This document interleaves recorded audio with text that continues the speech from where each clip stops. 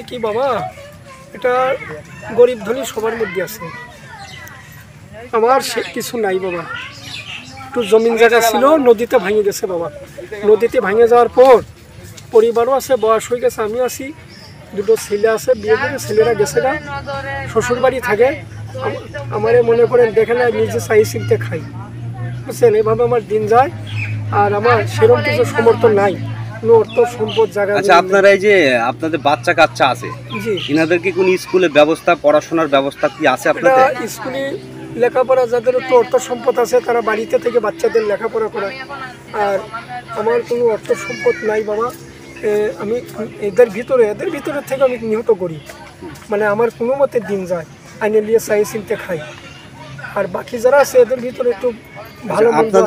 আপনাদের এই সম্প্রদায়ের ভিতরে কেউ কি কোনো ঝাড় ফুঁক বা সাপের খেলনা টেল্লা এসব দেখে কি জীবিকা নির্বাহ করে? এগুলা যারা দেখায় তারা এখানে নাই, তারা ওই দেশে গেছে গা সব। ঈদের পর কুরবানিতে দেশে গেছে গা, ফিরে নেয় দেশে থেকে।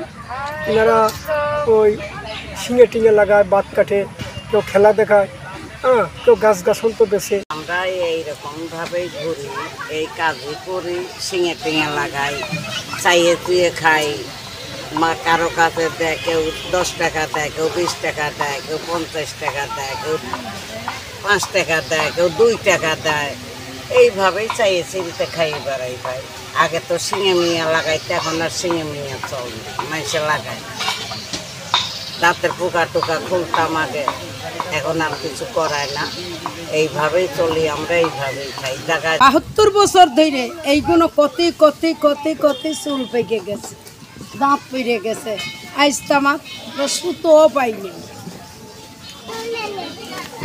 আমার বয়স হইলে 100 বছর। জাদু, আমি হলাম জাদুর বুড়ি। আমি 72 বছর ধরে এইগুলো শুনতি কতি কতি। মানুষে একটা বাদাম কিনেও জিগায় না, বলে নানি এই বাদামটা তুই খা। তার কইয়া আমার কি হবে?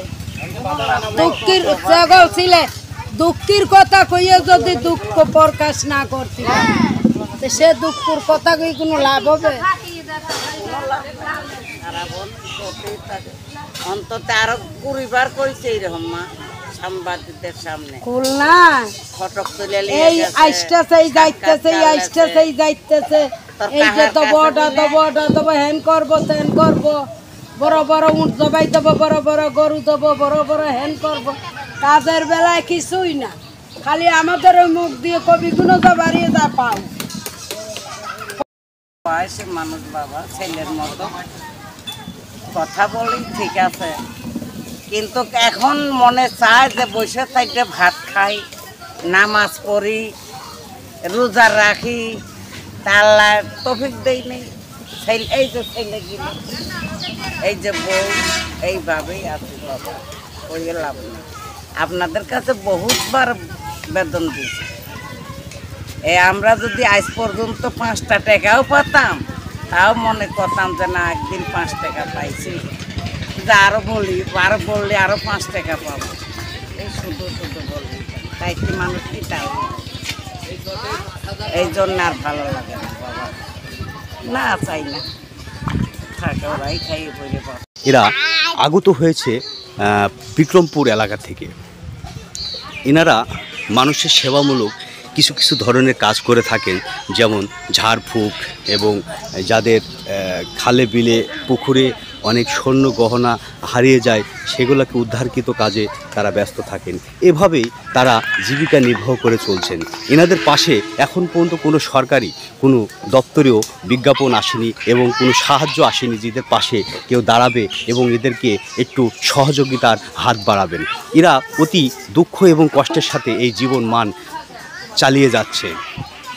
এরা এই দেশ থেকে আরেক দেশে এবং এই জেলা থেকে আরেক জেলায় এদের নিয়মিত আসা যাওয়া পরিকল্পনা হয়ে আসেন। এনাদের কাছ থেকে জানতে পারলাম এরা কিভাবে জীবিকা নির্বাহ করে থাকে। তাই সরাসরি আমরা এসেছি এই বেদে সম্প্রদায় কিছু মানুষের কাছে। তাই আজকে আপনাদের তুলে ধরা।